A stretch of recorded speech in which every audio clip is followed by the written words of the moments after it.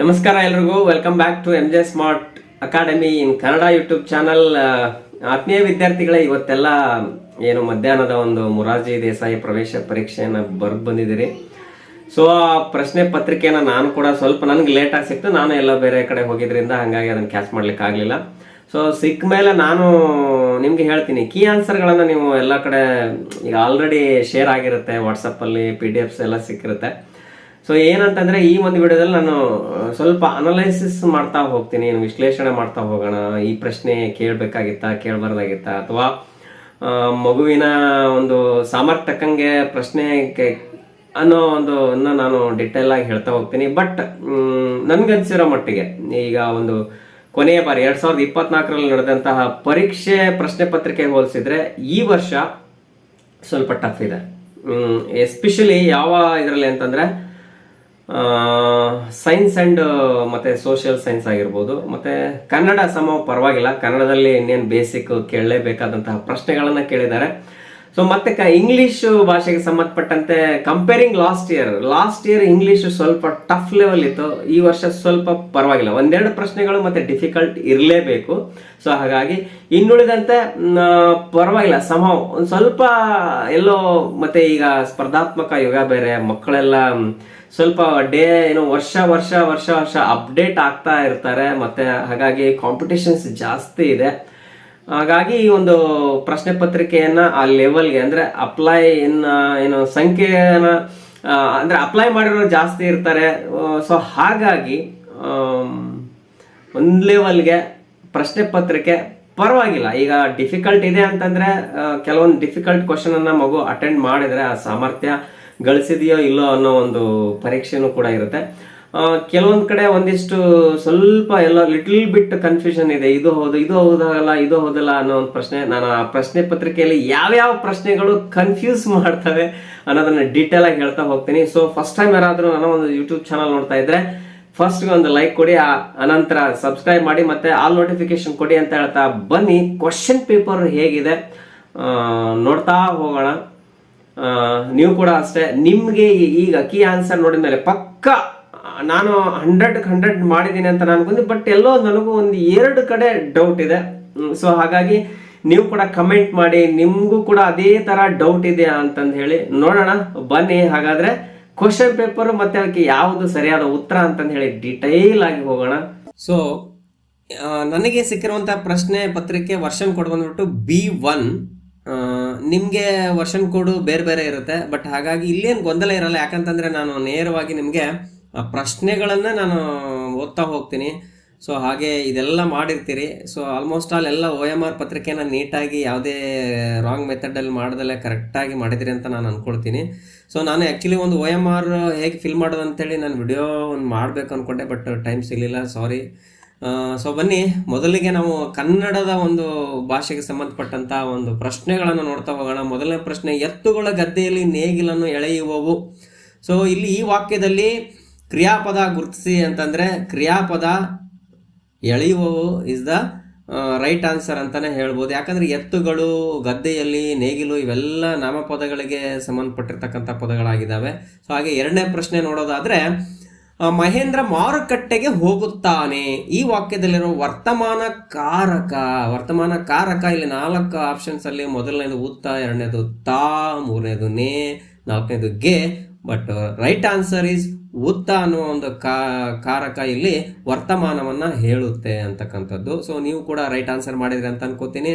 So ಇಲ್ಲಿ ಮೂರನೇ ಪ್ರಶ್ನೆ ನೋಡೋದಾದ್ರೆ, ಹುಡುಗನು ಹಣ್ಣನ್ನು ತಿಂದನು. ಈ ವಾಕ್ಯವನ್ನು ವರ್ತಮಾನ ಕಾಲದ ಬಹುವಚನ ರೂಪದಲ್ಲಿ ಬರೆದಾಗ ಅಂತ. ಸೊ ಇಲ್ಲಿ 1, 2, 3 ಆಪ್ಷನ್ ಇಲ್ಲಿ ರಾಂಗ್ ಆಗಿ ಶೇಡ್ ಆಗಿದೆ, ಸೆಕೆಂಡ್ ಆಪ್ಷನ್. ಬಟ್ ಆನ್ಸರ್ ಬಂದ್ಬಿಟ್ಟು ಹುಡುಗರು ಹಣ್ಣುಗಳನ್ನು ತಿನ್ನುತ್ತಾರೆ ಅಂತ ಆಗ್ಬೇಕು. ಇನ್ನು ಉಳಿದ 3 ಆಪ್ಷನ್ ಅಲ್ಲಿ ನೀವು ಕೊನೆಯಲ್ಲಿ ತಿಂದರು ಅನ್ನೋ ಪದ ನೋಡೋದಾದ್ರೆ ಅದು ಭೂತಕಾಲದ ಬಹುವಚನ ರೂಪ ಆಗುತ್ತೆ. ಬಟ್ ಇಲ್ಲಿ ವರ್ತಮಾನ ಕೇಳಿರೋದ್ರಿಂದ ಆಪ್ಷನ್ 3ನೇದು ಸರಿ ಅನ್ಸುತ್ತೆ. ಸೊ ಈ ಕೆಳಗಿನವುಗಳಲ್ಲಿ 4ನೇ ಪ್ರಶ್ನೆ, ಗುಂಪಿಗೆ ಸೇರದ ಪದ ಗುರುತಿಸಿರಿ. ಇಲ್ಲಿ ಗುಂಪಿಗೆ ಯಾವ ಪದ ಸೇರಲ್ಲ. ಸೊ ಮೊದಲನೇ ಆಪ್ಷನ್ ನೋಡೋದಾದ್ರೆ ಕೊಳಕು, ಎರಡನೇದು ಮಲಿನ, ಮೂರನೇದು ಗಲೀಜು, ನಾಲ್ಕನೇದು ಸ್ವಚ್ಛತೆ. ಈ 1 ಮತ್ತು 2 ಮತ್ತು 3 ಇವು ಒಂದೇ ಅರ್ಥವನ್ನ ಹೇಳ್ತೇವೆ. ಅಂದ್ರೆ ಗಲೀಜು, ಕೊಳಕು. ಈ ಒಂದು ಸ್ವಚ್ಛತೆ ಅನ್ನೋದು ಅದರ ವಿರುದ್ಧ ಅರ್ಥಕವಾಗಿರುತ್ತೆ. ಸೊ ಹಾಗಾಗಿ ಇಲ್ಲಿ ಸ್ವಚ್ಛತೆ ಅನ್ನೋ ಪದ ಸರಿಯಾದ ಉತ್ತರ ಆಗಿರುತ್ತೆ ವಿದ್ಯಾರ್ಥಿಗಳೇ. ಸೊ 5ನೇ ಪ್ರಶ್ನೆ ನೋಡೋದಾದ್ರೆ, ಕಂಠವು ಬಿಗಿದು ಬಂತು, ಈ ನುಡಿಗಟ್ಟಿನ ಅರ್ಥ ಏನು ಅಂತ. ಇಲ್ಲಿ ಕೆಲವು ಮಕ್ಕಳು ಏನ್ ಮಾಡ್ತಾರೆ ಅಂದ್ರೆ, ಇಲ್ಲಿ ಕಂಠವು ಬಿಗಿದು ಬಂತು ಅಂತಂದ್ರೆ ಡೈರೆಕ್ಟ್ ಆಗಿರೋ ಅರ್ಥ, ನೇರ ಅರ್ಥ ಅಂತ ಅನ್ಕೋತಾರೆ. ಬಟ್ ನುಡಿಗಟ್ಟಲ್ಲಿ ಆಗಿರಲ್ಲ, ಅದರ ಅರ್ಥ ಬೇರೆನೇ ಆಗಿರುತ್ತೆ ಅಂತಕ್ಕಂಥದ್ದು. ಮೊದಲನೇ ಆಪ್ಷನ್ ನೋಡೋದಾದ್ರೆ ಕಂಠವು ಬಿಗಿಯಾಗುವುದು. ನಿಮ್ಗೆ ಹಂಗೆ ಅನ್ಸುತ್ತೆ, ಇದರ ಅರ್ಥ ಕಂಠವು ಬಿಗಿದು ಬಂತು ಅಂದ್ರೆ ಬಿಗಿಯಾಗುವುದು. ಇಲ್ಲಿ ಸುಮಾರಷ್ಟು ವಿದ್ಯಾರ್ಥಿಗಳು ಎಡು ಬಿಡ್ತಾರೆ. ಅವ್ರ ಆಲ್ಮೋಸ್ಟ್ ಆಲ್ ಕಂಠವು ಬಿಗಿಯಾಗುವುದು ಅಂತಾನೆ ಹಾಕಿ ಬಂದಿರ್ತಾರೆ. ಬಟ್ ಇಲ್ಲಿ ನುಡಿಗಟ್ಟು ಅಂತ ಕೇಳಿದಾಗ ಅದರ ಅರ್ಥ ಬೇರೆ ಇರ್ತದೆ. ಅದರ ಉತ್ತರ ಏನಪ್ಪಾ ಅಂತಂದ್ರೆ, ದುಃಖ ಉಮ್ಮಳಿಸಿ ಬರುವುದು. ಅಂದ್ರೆ ನೋವಾಗಿ, ದುಃಖ ಆಗಿ, ಅದು ಆ ಥರ ದುಃಖ ಬಹಳ ಆದಾಗ ಗಂಟ್ಲು ಬಿಗಿ ಆಗಿಬಿಡುತ್ತೆ, ಮಾತು ಬರಲ್ಲ. ಬಟ್ ಮಾತು ಬಾರದಂತ ಆಗ್ಬೋದು ಅನ್ನೋದು ಉತ್ತರ ಅಲ್ಲ. ಬಟ್ ಅಲ್ಲಿ ಆಪ್ಷನ್ ಇದೆ. ಆದ್ರೆ ದುಃಖ ಉಮ್ಮಳಿಸಿ ಬರುವುದು ಅದರ ಅರ್ಥ ಅನ್ನುವಂಥ, ಕಿರುಚಿಕೊಳ್ಳುವುದು ಬರಲ್ಲ. ಸೊ ಹಾಗೆ 6ನೇ ಪ್ರಶ್ನೆ ನೋಡೋದಾದ್ರೆ, ಅಡ್ಡ ಮರದಲ್ಲಿ ಬೊಡ್ಡ ಕುಳಿತಿದ್ದಾನೆ, ನಾನು ಯಾರು, ಒಗಟು ಬಿಡಿಸಿ. ಆಲ್ಮೋಸ್ಟ್ ವಿದ್ಯಾರ್ಥಿಗಳಲ್ಲಿ ಅಡ್ಡ ಮರ ಅಂತಂದ್ರೆ ಮರಗಳೆಲ್ಲ ಉದ್ದಕ್ಕಿರುತ್ತೆ. ಸೊ ಹಲಸಿನ ಹಣ್ಣು ನೋಡಿದ್ರೆ ಉದ್ದನ ಮರದಲ್ಲಿ ಬಿಡುತ್ತೆ ಅನ್ಕೊಂಡು ಹಲಸಿನ ಹಣ್ಣು ಹಾಕಿರಲ್ಲ. ಇದು ತೆಂಗಿನ ಮರನೂ ಉದ್ದಕ್ಕಿರುತ್ತೆ ಅನ್ಕೊಂಡು ಹಾಕಿರಲ್ಲ. ಬಟ್ ಕುಂಬಳಕಾಯಿ ಬಹಳ ಜನ ಹಾಕಿರ್ತೀರ ಅನ್ಕೊಂತೀನಿ. ಸೋರೆಕಾಯಿ, ಕುಂಬಳಕಾಯಿ ಇದು ಅಡ್ಡ ಅಂದ್ರೆ ಬಳ್ಳಿಲಿ ಅಡ್ಡವಾಗಿ ದೊಡ್ಡಕ್ಕೆ ಬಿಟ್ಟಿರುತ್ತಲ್ಲ. ಬಟ್ ಉತ್ತರ ಒಗಟಿನ ಪ್ರಕಾರ, ಕನ್ನಡದಲ್ಲಿ ಒಗಟಿನ ಪ್ರಕಾರ ಹಲಸಿನ ಹಣ್ಣು ಸರಿಯಾದ ಉತ್ತರ ವಿದ್ಯಾರ್ಥಿಗಳೇ. ಸೊ ಹಾಗೆ 7ನೇ ಪ್ರಶ್ನೆ ನೋಡೋದಾದ್ರೆ, ಅಕ್ಕಿಯು ಆರಿ ಹೋಗಿ ಅಕ್ಕಿಯನ್ನು ತಿಂದಿತು. ಈ ವಾಕ್ಯದ ಸರಿಯಾದ ರೂಪ 2ನೇ ಆಪ್ಷನ್, ಹಕ್ಕಿಯು ಹಾರಿ ಹೋಗಿ ಅಕ್ಕಿಯನ್ನು ತಿಂದಿತು. ಮೊದಲನೇ ಆಪ್ಷನ್ ನೋಡೋದಾದ್ರೆ ಆರಿ ಹೋಗಲ್ಲ ಅದು ಅಲ್ವಾ. ಸೊ ಇಲ್ಲಿ 3ನೇ ಆಪ್ಷನ್ ಹಕ್ಕಿಯು ಹಾರಿ ಹೋಗಿ, ಇಲ್ಲಿವರೆಗೂ ಸರಿ ಇದೆ. ಹಕ್ಕಿಯನ್ನ ತಿನ್ನಲ್ಲ. ಸೊ ಇಲ್ಲಿ ಅಕ್ಕಿಯನ್ನ ಅಂತ ಆಗ್ಬೇಕಾಯ್ತು. ಹಾಗಾಗಿ 2ನೇ ಆಪ್ಷನ್ ಸರಿ. ಮತ್ತೆ 4ನೇದು ಅಕ್ಕಿಯು ಹಾರಿ ಹೋಗಿ ಅಕ್ಕಿಯನ್ನು ತಿಂದಿತ್ತು. ಇದು ಇಲ್ಲಿ ಮೊದಲನೇದು ಅಕ್ಕಿನೇ ಇದು ಈ ಪದ ತಪ್ಪಿದೆ. ಸೊ ನಮಗೆ ಈ ಆಪ್ಷನ್ಗಳನ್ನು ನೋಡ್ತಾ ಇದ್ರೆ ಸರಿಯಾದ ರೂಪ ಯಾವ್ದೊಂದು ಗೊತ್ತಾಯ್ತು. ಇದು ಕೂಡ ಈಸಿ ಆಗಿರೋ ಪ್ರಶ್ನೆನೇ ಇರ್ಬೋದು. ಸೊ 8ನೇ ಪ್ರಶ್ನೆ ನೋಡೋದಾದ್ರೆ, ಮಗಳು ತಂದೆಗೆ ಪತ್ರ ಬರೆದಳು. ಅಡಿಗೆರೆ ಎಳೆದ ಪದಗಳಿಗೆ ಲಿಂಗ ಬದಲಿಸ್ಬೇಕಂದ್ರೆ ಇಲ್ಲಿ ಮಗಳು ಇದ್ದದ್ದು ಮಗನೂ ಆಗ್ಬೇಕು, ತಂದೆಗೆ ತಾಯಿ ಆಗ್ಬೇಕು, ಬರೆದಳು ಹೋಗಿ ಬರೆದನು ಆಗ್ಬೇಕು. ಸೊ ಆಪ್ಷನ್ 3ನೇ ಆಪ್ಷನ್ ಅದಕ್ಕೆ ಮ್ಯಾಚ್ ಆಗ್ತಾ ಇದೆ. ಮಗನು ತಾಯಿಗೆ ಪತ್ರ ಬರೆದನು ಅಂತಕ್ಕಂಥದ್ದು. ಸೊ 9ನೇ ಪ್ರಶ್ನೆ ನೋಡೋದಾದ್ರೆ, ಇದೊಂದು ಸ್ವಲ್ಪ ಇಲ್ಲಿ 2 ಆಪ್ಷನ್ ಯಾವುದು ಅಂತಂದ್ರೆ, ಮೊದಲನೇ ಆಪ್ಷನ್ ಬಿಡಿಸಿ ಬರೆದಾಗ ಆ ಪದನ ಬಿಡಿಸಿ ಬರೆದ್ರೆ ಯಾವ ರೀತಿ ಇರುತ್ತೆ ಅಂತ. ಮೊದಲನೇ ಆಪ್ಷನ್ ಅಲ್ಲಿ ಈಗ ನಮ್ಗೆ ಇಲ್ಲಿ ಅಂತ ಇದೆ ಇದು ಬರಲ್ಲ ಅನ್ಕೋತೀವಿ. ಬಟ್ ಈ ಮಧ್ಯದಲ್ಲಿರೋ 2 ಆಪ್ಷನ್ಗಳು ಎಷ್ಟು ಗೊಂದಲ ಮಾಡ್ತೇವೆ ವಿದ್ಯಾರ್ಥಿಗಳಿಗೆ. ಬಟ್ ಏನಪ್ಪಾ ಅಂತಂದ್ರೆ, ಕೆಲವೊಂದು ವಿದ್ಯಾರ್ಥಿಗಳು 3ನೇ ಆಪ್ಷನ್ ಹಾಕಿರ್ತೀರಿ ಅಂತ ನಾ ಅನ್ಕೊಳ್ತೀನಿ. ಯಾಕೆ ಅಂತಂದ್ರೆ, ಇಲ್ಲಿ ಹೂ ಇದೆ ಪ್ರಕ್ರೂ ಅಂದ್ಕೊಳ್ತೇವೆ. ಬಟ್ ಹಾಗಲ್ಲ, ಇಲ್ಲಿ ರೂ ಹೇಳುವಾಗ ಮತ್ತೆ ಅದಕ್ಕೆ ಹೂ ಸೇರೋ ಅವಶ್ಯಕತೆ ಇರಲ್ಲ. ಹಾಗಾಗಿ 2ನೇ ಆಪ್ಷನ್ ಸರಿಯಾದ ಉತ್ತರ ವಿದ್ಯಾರ್ಥಿಗಳೇ. ಸೊ 10ನೇ ಪ್ರಶ್ನೆ ನೋಡೋಣ. ಇಲ್ಲಿ ಕೂಡ ಬಹಳ ಮಿಸ್ಟೇಕ್ ಆಗ್ತಾ ಇದೆ. ಯಾಕಂದ್ರೆ ಈ ಇಂಗ್ಲಿಷಲ್ಲಿ ಈ ತರ ಪ್ರಶ್ನೆಗಳನ್ನ ಕೇಳ್ತಾ ಇದ್ರು. ಬಟ್ ಕನ್ನಡದಲ್ಲಿ ಈಗ ಹೊಸ ಪ್ರಯೋಗ ಅಂತಾನೆ ನಾನು ಹೇಳ್ಬೋದು. ಚೇತನ, ಹಸಿರು, ಮಾಡಲಿ, ಖರೀದಿ ಈ ಪದಗಳನ್ನ ಅಕಾರಾದಿಯಾಗಿ ಬರೆದಾಗ ಹೇಗೆ ಅಲ್ಫಾಬೆಟ್ ಆರ್ಡರ್ ಬರುತ್ತೆ ಕನ್ನಡ ವರ್ಣಮಾಲೆಯಲ್ಲಿ, ಅ ಇ ಉ ಕ ಕ ಘ ಘನ್ಯ ಈ ತರ ಏನಿದೆ ಅಲ್ಲ. ಸೊ ಹಾಗೆ ಈಗ ನೋಡ್ತಾ ಹೋದ್ರೆ ಮೊದಲನೇ ಆಪ್ಷನ್ ಖರೀದು. ಇಲ್ಲಿ ಯಾವುದೇ ರೀತಿಯಾಗಿರ್ತಕ್ಕಂಥ ಏನು ನಿಮಗೆ ಸ್ವರಗಳನ್ನ ಕೊಟ್ಟಿಲ್ಲ, ವ್ಯಂಜನಾಕ್ಷರಗಳಿಂದನೇ ಶುರುವಾಗ್ತಕ್ಕಂಥ ಪದಗಳು. ಖರೀದು, ಚೇತನ ನೋಡ್ರಿ, ಕ ಆದ್ಮೇಲೆ ಛೇ ಬರುತ್ತೆ, ಛೇ ಆದ್ಮೇಲೆ ಮ ಬರುತ್ತೆ, ಮ ಆದ್ಮೇಲೆ ಕೊನೆಗೆ ಹ ಬರ್ತಕ್ಕಂಥದ್ದು. 2ನೇ ಆಪ್ಷನ್ ಯಾಕಲ್ಲ, ಛೇ ಇಲ್ಲಿದೆ, ಆಮೇಲೆ ಇದು ಸರಿ ಇದೆ, ಇಲ್ಲಿವರೆಗೂ ಸರಿ ಇದೆ. ಬಟ್ ಖರೀದು ಲಾಸ್ಟ್ ಅಲ್ಲಿ ಬಂದಿರೋದ್ರಿಂದ ಈ ಆಪ್ಷನ್ ಕೂಡ ಅಲ್ಲ. ಸೊ 3ನೇ ಆಪ್ಷನ್ ಕೂಡ ಅಷ್ಟೇ. ಯಾಕೆ ಅಂತಂದ್ರೆ ಆಲ್ಫಾಬೆಟಿಕಲ್ ಆರ್ಡರ್ ಇಲ್ಲ, 3ನೇದು ಇಲ್ಲ, ಮತ್ತೆ 4ನೇದು ಇಲ್ಲ. ಬಟ್ ಪಕ್ಕ ಯಾವುದು ಅಂತಂದ್ರೆ ಖರೀದು, ಚೇತನ, ಮಾಡಲಿ, ಹಸಿರು ಇದು ಯಾವುದು ಅಕಾರಾದಿಯಾಗಿ ಬರೆದ್ರೆ ಈ ತರ ಸರಿಯಾಗಿರುತ್ತೆ ಈ ಮೇಲ್ಗಡೆ ಕೊಟ್ಟಿರ್ತಕ್ಕಂಥ ಪದಗಳು. ಇಲ್ಲಿ ಬಹಳ ವಿದ್ಯಾರ್ಥಿಗಳು ಕನ್ಫ್ಯೂಸ್ ಮಾಡ್ಕೊಂಡಿರ್ತಾರೆ. ಯಾಕಂದ್ರೆ ಕೊನೆ ಪತ್ರಿಕೆಗಳಲ್ಲಿ ಈ ರೀತಿ ಕೇಳಿದ್ದಿಲ್ಲ, ಇದೇ ಫಸ್ಟ್ ಟೈಮ್. ಸೊ 11ನೇ ಪ್ರಶ್ನೆ ನೋಡೋದಾದ್ರೆ, ಈ ಕೆಳಗಿನ ಪದಗಳಲ್ಲಿ ವಿಸರ್ಗ ಒಳಗೊಂಡಿರುವ ಪದ. ವಿಸರ್ಗ ಅಂತಂದ್ರೆ ಅನುಸ್ವಾರ, ವಿಸರ್ಗ ಯಾವ ಮಕ್ಕಳಿಗೆ ಗೊತ್ತಿರುತ್ತಲ್ಲ ಅವರು ಖಂಡಿತ ಮಾಡಿರ್ತೀರಿ. ಇಲ್ಲಿ ಪುನಃ ಅನ್ನೋದು ಸರಿಯಾದ ಉತ್ತರ. ಹಾಗೆ 12ನೇ ಪ್ರಶ್ನೆ ನೋಡಿ, ಈ ಕೆಳಗಿನ ಪದಗಳಲ್ಲಿ ವಿಜಾತಿ ಒತ್ತಕ್ಷರ ಹೊಂದಿರುವ ಪದ ಯಾವುದು? ವಿಜಾತಿ ಅಕ್ಕಪಕ್ಕ ಇಲ್ಲಿ ಸಜಾತಿ ಇದೆ, ಹೆಬ್ಬಂಡೆ ಸಜಾತಿ ಇದೆ, ರಕ್ಕಸ ಸಜಾತಿ ಇದೆ. ಇದು ಆಜ್ಞೆ ಮಾತ್ರ ವಿಜಾತಿ ಒತ್ತಕ್ಷರ ಇರೋದ್ರಿಂದ ಆಜ್ಞೆ ಅನ್ನೋದು ಸರಿಯಾದ ಉತ್ತರ ಆಗಿದೆ. ಸೊ ಹಾಗೆ 13ನೇ ಪ್ರಶ್ನೆ ನೋಡೋದಾದ್ರೆ, ಗುರುತಿಗಾಗಿ ಹಾಗೂ ವ್ಯವಹಾರದ ಉಪಯೋಗಕ್ಕೆ ಇಟ್ಟುಕೊಂಡ ಹೆಸರುಗಳು ನಾಮಪದ ಈ ವಿಧವಾಗಿವೆ. ಉತ್ತರ ಏನಪ್ಪ ಅಂತಂದ್ರೆ ಅಂಕಿತ ನಾಮ. ರೂಢನಾಮ ಅಂದ್ರೆ ರೂಢಿಯಿಂದ ಬಂದಿರತಕ್ಕಂಥವು, ವಸ್ತುವಾಚಕ ಅಂದ್ರೆ ಅದ ಬೇರೆ ಇರ್ತಾರೆ, ಅನ್ವರ್ತಕ ನಾಮ ಅಂದ್ರೆ ಆ ಪದಗಳೇ ಬೇರೆ ಇರುತ್ತೆ. ಬಟ್ ಇಲ್ಲಿ ಗುರುತಿಗಾಗಿ ವ್ಯವಹಾರ ಅಂತ ಬಂದಾಗ ಅಂಕಿತ ನಾಮ ಸರಿಯಾದ ಉತ್ತರ.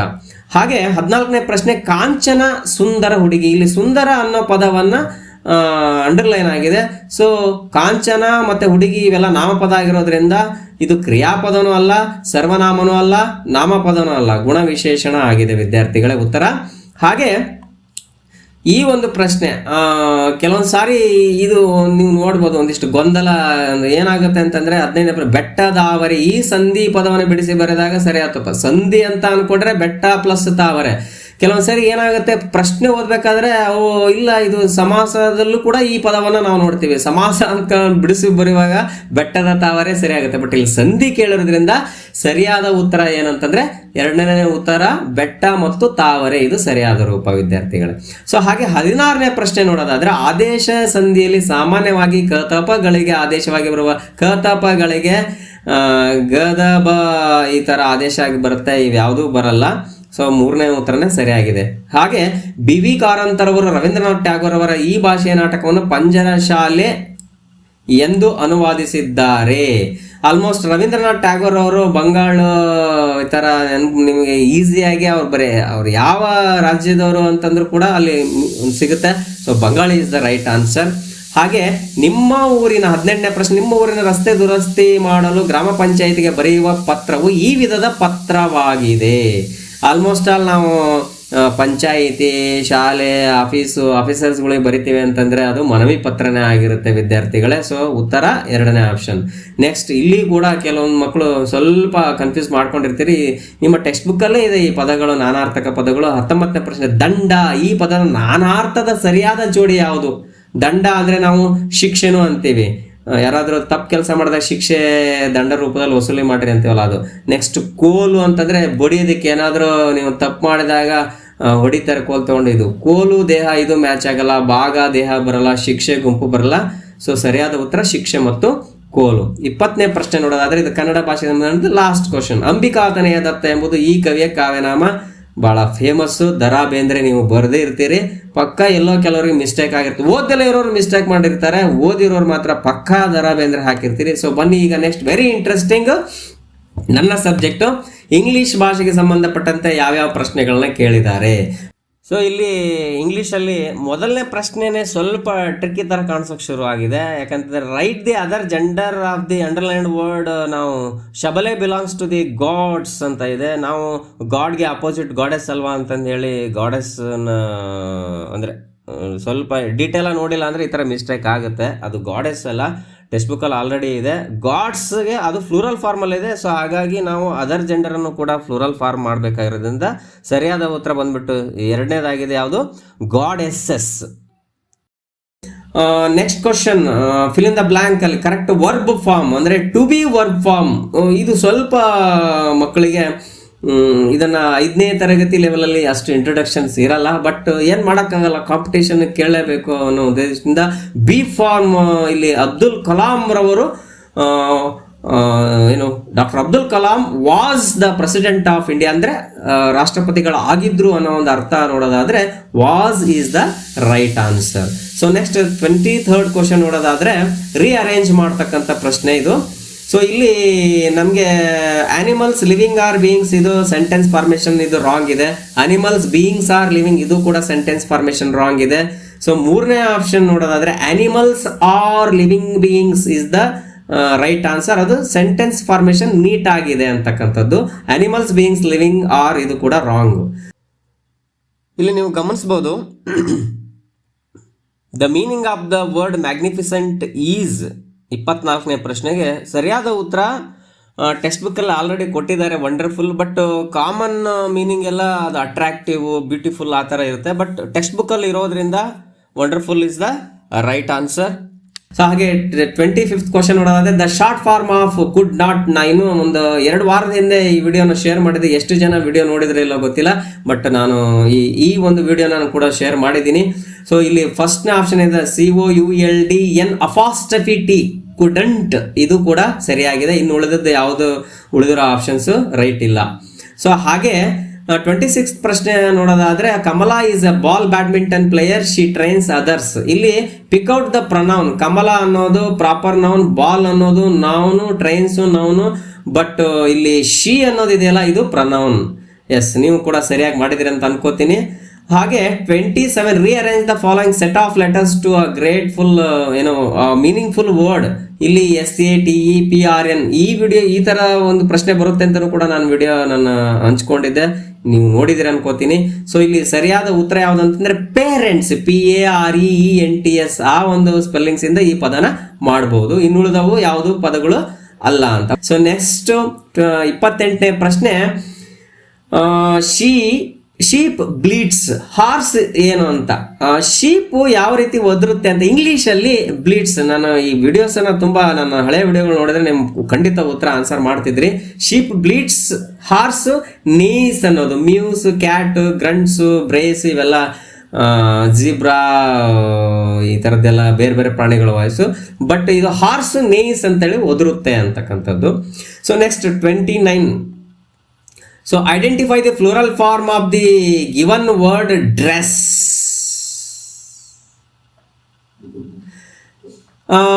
ಏನಪ್ಪಾ ಅಂತಂದ್ರೆ ಇಲ್ಲಿ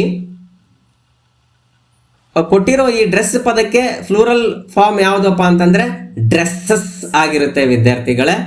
ಇಲ್ಲಿ ನೀವು spellings very very important. DRESSES dresses. So next ಪ್ರಶ್ನೆ ನೋಡೋಣ, 30ನೇ ಪ್ರಶ್ನೆ. The opposite of the word ಗೈನ್ಗೆ ಲಾಸ್. ಸರಿಯಾದ ಉತ್ತರ ಅಟೈನು, ವೀಕ್ ರಿಸಲ್ಟ್ ಆಗಲ್ಲ. ಸೊ ಇಲ್ಲಿ ಕೂಡ ನಮಗೂ ಸ್ವಲ್ಪ ನೋಡ್ಬೇಕಾದ್ರೆ ತುಂಬಾ ಈ ಒಂದು ಆನ್ಸರ್ ಮಾಡ್ಬೇಕಾದ್ರೆ ಭಾಳ ಅಬ್ಸರ್ವೇಷನ್ ಮಾಡ್ಬೇಕಾಯ್ತು, ಸ್ಪೆಲ್ಲಿಂಗ್ಸ್ ವೈಸ್. ಸೊ ನೋಡಿದಾಗ 31ನೇ ಪ್ರಶ್ನೆ, ಇದು ಕೂಡ ಅಲ್ಫಾಬೆಟಿಕಲ್ ಆರ್ಡರ್. ಕನ್ನಡದಲ್ಲಿ ಹೇಗೆ ಕೇಳಿದ್ರಲ್ಲ ಇದನ್ನ ಇಂಗ್ಲಿಷಲ್ಲಿ ಅಲ್ಫಾಬೆಟಿಕಲ್ ಆರ್ಡರ್ ಪ್ರಶ್ನೆ ಕೇಳಿರ್ತಕ್ಕಂಥದ್ದು. ಸೊ 4ನೇ ಆಪ್ಷನ್ ಇದೆ ಈ ಒಂದು ವರ್ಷನ್ ಕೋಡಲ್ಲಿ. Place, pleasant, please, pleasure. ಇದು ಸರಿಯಾದ ಆಲ್ಫಾಬೆಟಿಕಲ್ ಆರ್ಡರ್ ಆಗಿದೆ ವಿದ್ಯಾರ್ಥಿಗಳೇ. ಸೊ ಹಾಗೆ next question, solve the riddle. ಇದು ಕೂಡ ಒಗಟು ಬಿಡಿಸೋದು. I am in the vegetable group, I grow under the ground, I can be eaten raw and cooked ಅಂತಂದ್ರೆ ನನ್ನನ್ನು ಹಸಿಯಾಗಿ ತಿನ್ಬೋದು, ಬೇಯಿಸಿ ತಿನ್ಬೋದು, ನಾನು ಭೂಮಿ ಒಳಗಡೆ ಬೆಳಿತೀನಿ, ನಾನು ತರಕಾರಿ, ಮತ್ತೆ ನನ್ನನ್ನು ತಿಂದರೆ ನಿಮ್ಮ ಕಣ್ಣುಗಳು ತುಂಬಾ ಆರೋಗ್ಯವಾಗಿರ್ತವೆ, ನಾನು ಆರೆಂಜ್ ಕಲರ್ ಇರ್ತೀನಿ ಅಂತಂದ್ರೆ ಆಲ್ಮೋಸ್ಟ್ ಆಲ್ ಡಾಕ್ಟರ್ಗಳೆಲ್ಲ ಹೇಳ್ತಿರ್ತಾರೆ ಕಣ್ಣು ಚೆನ್ನಾಗಿ ಕಾಣಬೇಕು ಅಂತ. ಕ್ಯಾರೆಟ್ ಅಂತ ನೀವು ಹಾಕಿರ್ತೀರಿ ಅಂತ ನಾನು ಅನ್ಕೊಂಡಿರ್ತೀನಿ. ಉತ್ತರನ carrot is the right answer. So next, find the hidden word in children. ಈ ಒಂದು ಪದದಲ್ಲಿ ಅಡಗಿರುವಂತ ಪದನ ಕಂಡುಹಿಡಿಬೇಕು. ಸೊ ಚಿಲ್ ಇದು ಪದ ಅಲ್ಲ. ಸೊ ಹಿಲ್ ಕೂಡ ಅಲ್ಲ, ಯಾಕಂದ್ರೆ ಡಬಲ್ ಎಲ್ ಬರ್ಬೇಕಾಗಿತ್ತು. ಇಲ್ಲಿ ಚಿಲ್ ಅಂದ್ರೆ ಡಬಲ್ ಎಲ್ ಬರ್ಬೇಕಾಗಿತ್ತು. ಸೊ ಇದು ಡ್ರೆನ್, ಇದು ಕೂಡ ಪದ ಅಲ್ಲ. ಬಟ್ ಈ ಇದರಲ್ಲಿ ಚಿಲ್ಡ್ರನ್, ಚೈಲ್ಡ್ ಅನ್ನೋ ಒಂದು ಪದ ಅಡಗಿದೆ. ಸೊ ಹಾಗಾಗಿ child is the right answer. So 34th question, it is a dash day, Sunny day ಅಂತಾನೆ ಹೇಳ್ಬೋದು. ಉತ್ತರ ಸನ್ನಿ. ಯಾಕಂದ್ರೆ ಇಲ್ಲಿ ಚಿತ್ರ ನೋಡಿದ್ರೆ ನಮ್ಗೆ ಗೊತ್ತಾಗುತ್ತೆ ಬೇಸಿಗೆ ಕಾಲ. ಸನ್ನಿ, ವಿಂಡಿ ಅಂತಂದ್ರೆ ಬಿರುಗಾಳಿ, ಈ ತರ ಬಿರುಗಾಳಿ ಇಲ್ಲ ಅಲ್ಲಿ. ರೈನಿ ಅಂದ್ರೆ ಮಳೆ ಬರ್ತಾ ಇಲ್ಲ, ಕ್ಲೌಡಿ ಅಂದ್ರೆ ಮೋಡನೂ ಇಲ್ಲ. ಸೊ ಹಾಗಾಗಿ ಸನ್ನಿ ಅಂತಾನೆ ಹೇಳ್ಬೋದು, sunny day. So next, the first recipient of national bravery award in India is Harish Chandra Mehra is the right answer. So ಹಾಗೆ ಕಂಪ್ಲೀಟ್ ದ ಸೆಂಟೆನ್ಸ್. ಈ ಒಂದು ಸೆಂಟೆನ್ಸ್ ಕಂಪ್ಲೀಟ್ ಮಾಡ್ಬೇಕಾದ್ರೆ ಇಲ್ಲಿ ನಿಮ್ಗೆ ಒಂದು ಕ್ಲೂ ಕೊಟ್ಟಿದ್ದೇನೆ, ಬ್ಲಾಂಕ್ ಆಫ್ಟರ್ ಬ್ಲಾಂಕ್ ಬುಕ್. ಅಲ್ಲಿ ನೋಡಿದ್ರೆ ನಿಮ್ಗೆ ರೌಂಡ್ ಅಂತ ಇದೆ, ಸ್ಕ್ವೇರ್ ಅಲ್ಲ ಅದು. So option round is the right answer. Next, if you believe in yourself anything is possible. ನೀವು ನಿಮ್ಮಲ್ಲಿ ನಂಬಿಕೆ ಇಟ್ರೆ ಅಂತ. ಅವರ್ ಸೆಲ್ಫ್ ಬರಲ್ಲ, ಮೈ ಸೆಲ್ಫ್ ಅಂತ ಬರಲ್ಲ, ಇಟ್ ಸೆಲ್ಫ್ ಅಂತೂ ಬರಲ್ಲ. Your self is the right answer. So ಇದು ಕೂಡ ಈ ಟೈಮ್ ಹೇಳೋದು, ಇಂಗ್ಲೀಷಲ್ಲಿ ಟೈಮ್ ಹೆಂಗೆ ಹೇಳ್ತಾರೆ ಅನ್ನೋದು ಕೂಡ ನಮ್ಮ ಚಾನಲ್ ವಿಡಿಯೋ ಇದೆ, ನೀವು ಬೇಕಾದ್ರೆ ನೋಡ್ಬೋದು. Observe the clock and the tell the time. Almost all ಇದನ್ನ ನಾವು 5:30 ಅಂತೀವಿ. ಯಾಕಂತಂದ್ರೆ 5 ಮತ್ತು 6 ನಡುವೆ ಸಣ್ಣ ಮುಳ್ಳಿದೆ, ದೊಡ್ಡ ಒಂದು ಮುಳ್ಳು ನಿಮಿಷದ ಮುಳ್ಳು 6ಕ್ಕಿದೆ. ಸೊ ಇಲ್ಲಿ ಬಂದ್ರೆ ವರೆ ಅಂತ ಏನ್ ಕರಿತೀವಲ್ಲ, ಈಗ 5:15 ಅಂತಂದ್ರೆ 5:30 ಅಂತ ರೈಟ್ ಆನ್ಸರ್ ವಿದ್ಯಾರ್ಥಿಗಳೇ. ಸೊ ಹಾಗೆ fill in the blank. God turns a shepherd boy into, ಇಲ್ಲಿ ಆರ್ಟಿಕಲ್ಗೆ ಸಂಬಂಧಪಟ್ಟದ್ದು an emperor is the right answer. Next, I park my car near the gate.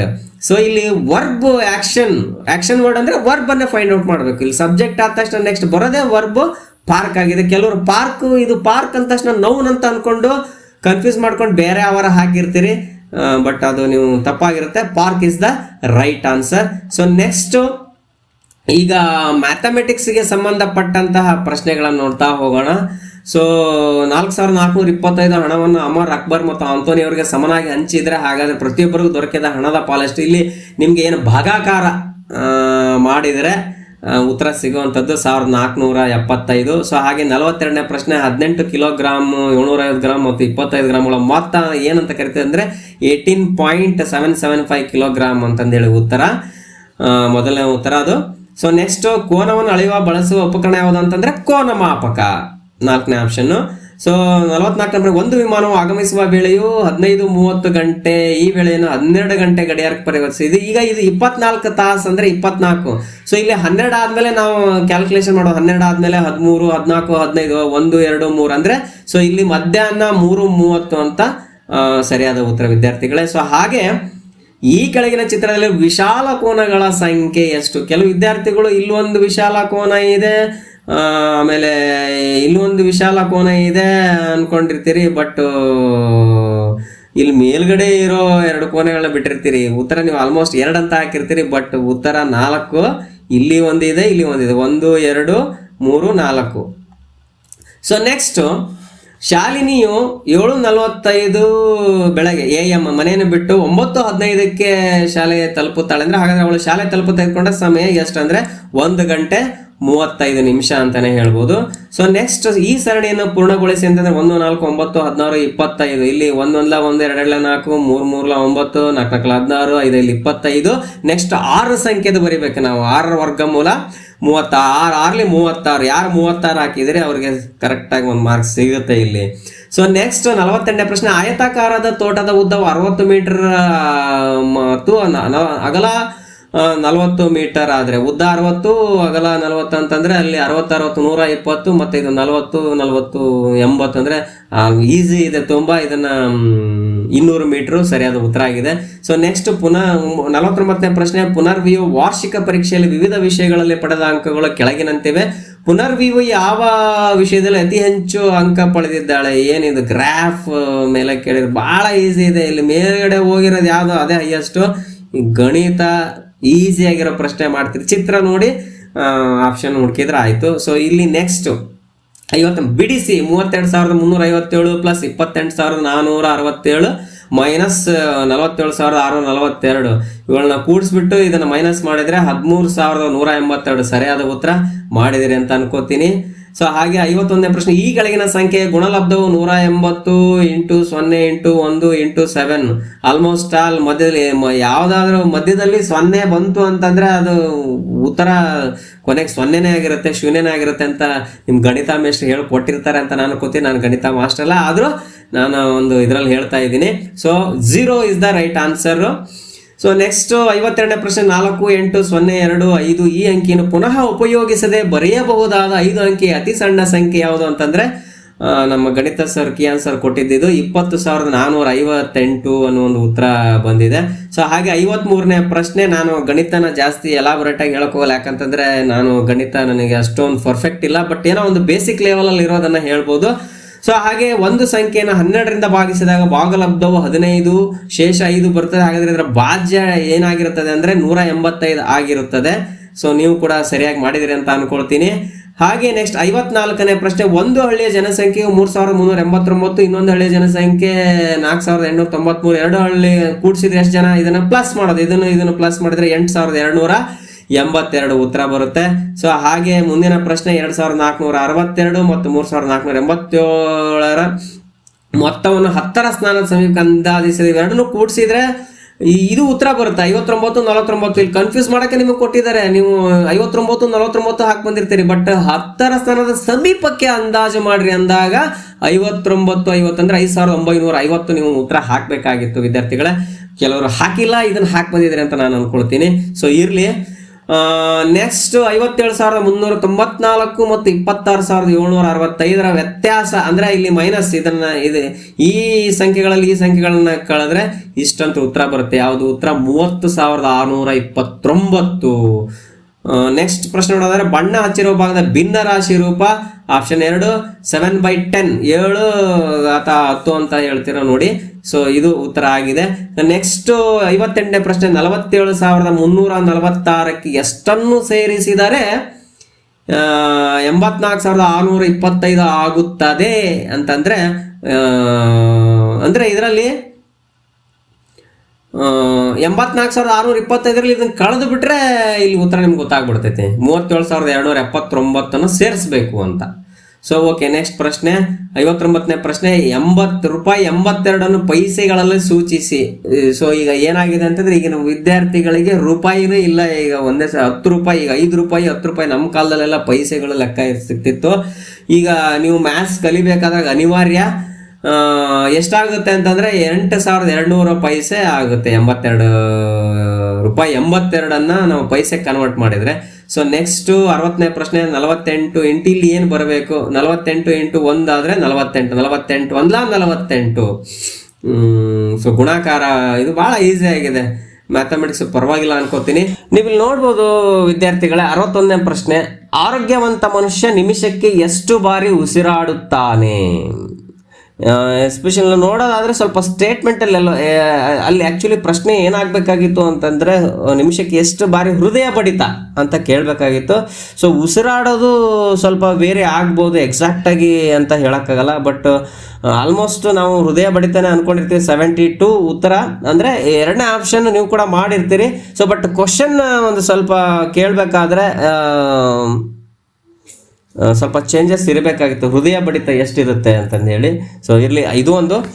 So 62ನೇ ಪ್ರಶ್ನೆ ನೋಡೋಣ. ಘನ ಇಂಧನಕ್ಕೆ ಉದಾಹರಣೆ ಅಂದರೆ ಸೀಮೆ ಎಣ್ಣೆ, ಪೆಟ್ರೋಲು, ಡೀಸೆಲ್ ಇವೆಲ್ಲ ದ್ರವ ಇಂಧನಗಳು.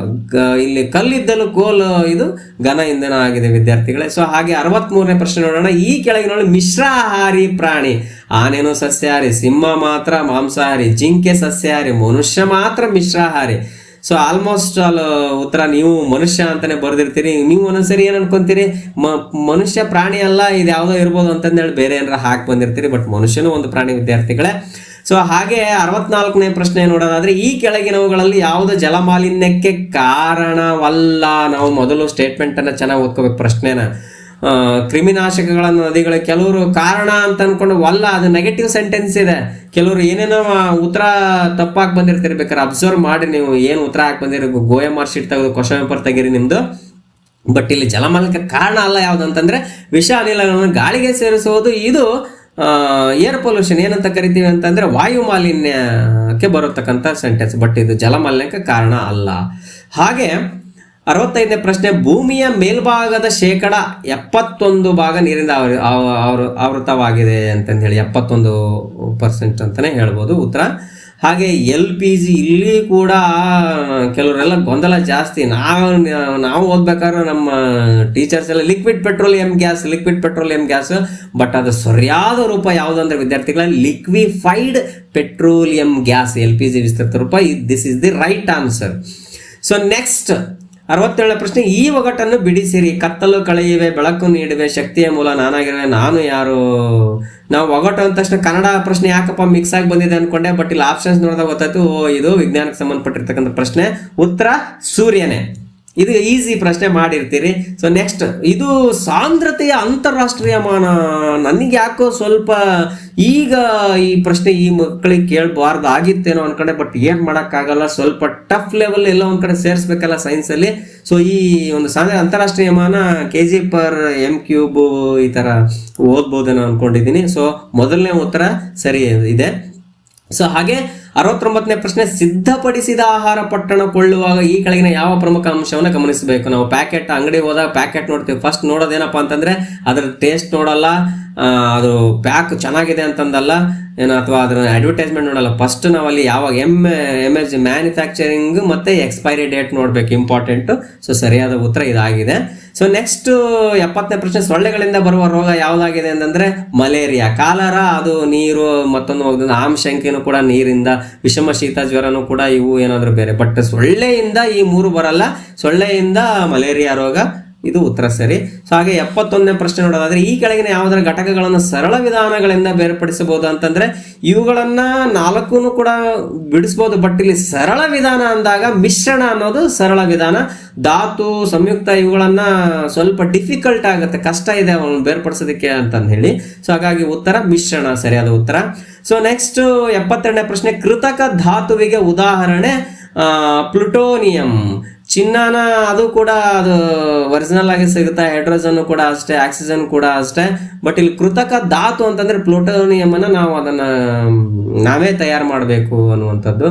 ಸೊ ಹಾಗೆ ನೆಕ್ಸ್ಟ್ ಹ್ಯಾಲಿ ಧೂಮಕೇತು 73ನೇ ಪ್ರಶ್ನೆ, ಎಷ್ಟು ವರ್ಷಗಳೊಮ್ಮೆ ಕಾಣಿಸ್ಕೊಳ್ತಿದೆ ಅಂದ್ರೆ 76 ವರ್ಷಕ್ಕೊಮ್ಮೆ. ಕೆಲವರು ವಿದ್ಯಾರ್ಥಿಗಳು 75 ಅನ್ಕೊಂಡು 75 ಹಾಕಿ ಬಂದಿರ್ತೀರಿ, ಬಟ್ ಸರಿಯಾದ ಉತ್ತರ 76. ಮತ್ತೆ ನಮ್ಮ ದೇಹದ ಬೆಳವಣಿಗೆ ಉಪಯುಕ್ತವಾದ ಪೋಷಕಾಂಶ ನೋಡಿ 4 ಬೇಕು.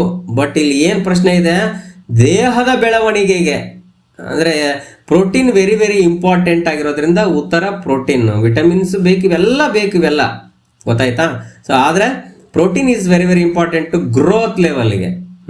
ಆದರೆ ಮನುಷ್ಯ ಬದುಕಲಿಕ್ಕೆ ಕಾರ್ಬೋಹೈಡ್ರೇಟ್ಸ್, ಲಿಪಿಡ್ ಬೇಕು, ವಿಟಮಿನ್ ಬೇಕು. ಬಟ್ ಗ್ರೋತ್ ಆಗಲಿಕ್ಕೆ ಪ್ರೋಟೀನ್ ಬಹಳ ಅವಶ್ಯಕತೆ ಇದೆ ಅಂತದ್ದು. ಸೊ ನೆಕ್ಸ್ಟ್ 75ನೇ ಪ್ರಶ್ನೆ, ಇದು ಒಂದು ಸಿರಿಧಾನ್ಯಕ್ಕೆ ಉದಾಹರಣೆ. ನೀವು ಟಿವಿಲೆಲ್ಲ ಅಡ್ವರ್ಟೈಸ್ಮೆಂಟ್ ಬರ್ತಾ ಇರುತ್ತೆ, ಪಬ್ಲಿಕ್ ಟಿವಿಲಿ ನೋಡಬೇಕು, ಯಾವುದದು ಸಿರಿಧಾನ್ಯ ಒಂದು ಪ್ರಾಡಕ್ಟ್ ಬರುತ್ತೆ, ಅಲ್ಲಿ ನವಣೆ, ಅದು ಏನೇನೋ ಅಂತ ಬೇರೆ ಬೇರೆ ಧಾನ್ಯಗಳು. ಬಟ್ ಇಲ್ಲಿ ಕೆಲವರು ಶೇಂಗಾ, ಕಡಲೆಕಾಳು, ಗೋಧಿ ಇವನ್ನೆಲ್ಲ ಅನ್ಕೊಂಡಿರ್ತೀರಿ. ಬಟ್ ಸಿರಿಧಾನ್ಯ ಅಲ್ಲ, ಸಿರಿಧಾನ್ಯ ನವಣೆ ವಿದ್ಯಾರ್ಥಿಗಳೇ. ಸೊ ನೆಕ್ಸ್ಟ್ 76ನೇ ಪ್ರಶ್ನೆ, ಉಪ್ಪಿನಕಾಯಿ ಬಹಳ ದಿನ ಕೆಡದಂತೆ ಇಡಲು. ಆಲ್ಮೋಸ್ಟ್ ಆಲ್ ಎಲ್ಲರೂ ನಿಮ್ಮ ಮನೇಲಿ ಉಪ್ಪಿನಕಾಯಿ ಹಾಕ್ಬೇಕಾದ್ರೆ ನಿಮ್ಮಮ್ಮ ನೋಡಿರ್ತೀರಿ, ಉಪ್ಪು ಜಾಸ್ತಿ ಹಾಕಬೇಕು, ತುಂಬ ದಿನ ಬರುತ್ತೆ ಅಂತ.